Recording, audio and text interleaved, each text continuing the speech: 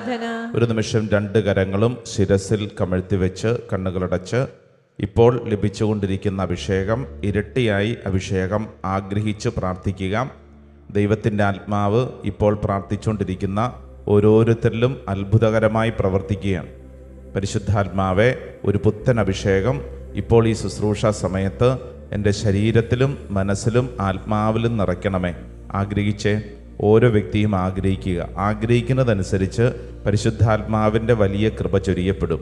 പ്രത്യേകിച്ച് ഇപ്പോൾ പ്രാർത്ഥിക്കുമ്പോൾ ഏതെങ്കിലും തരത്തിലുള്ള ഭാരം അനുഭവിക്കുന്നവരുണ്ടെങ്കിൽ ആ ഭാരത്തെ സമർപ്പിച്ച് പ്രാർത്ഥിക്കുക.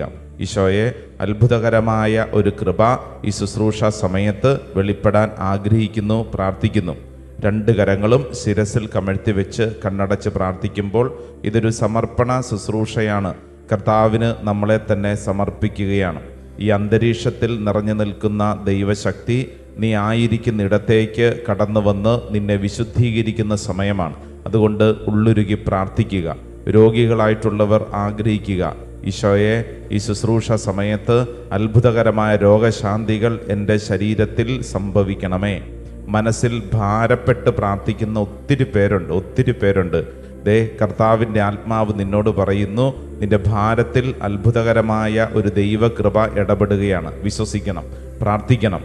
ദൈവത്തിൻ്റെ ആത്മാവെ, ഈ ശുശ്രൂഷ സമയത്ത് ക്ഷീണം, അലസത, മടി, മരവിപ്പ് അത് മാറാൻ ഞങ്ങൾ പ്രത്യേകം പ്രാർത്ഥിക്കുന്നു.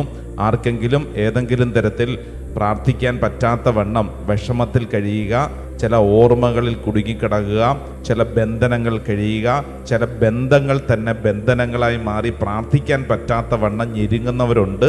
പ്രത്യേകം പ്രാർത്ഥിക്കുക. ഈശോയെ, ഈ ശുശ്രൂഷ സമയത്ത് അത്ഭുതകരമായൊരു കൃപ വെളിപ്പെടണമേ. ഈ ശുശ്രൂഷ സമയത്ത് അത്ഭുതകരമായ കൃപ വെളിപ്പെടണമേ. സ്ലീഹന്മാരിൽ നിറഞ്ഞു നിന്ന അതേ ദൈവശക്തി നമ്മുടെ മേൽ നിറയാൻ ആഗ്രഹിച്ച് ചേർന്നൊന്ന് പാടിക്കേ. സ്ലീഹന്മാരിൽ നിറഞ്ഞ പോൽ ശക്തി പാടിക്കേ. ശ്രീഹന്മാരിൽ നിറഞ്ഞ പോൽ. ആമേൻ.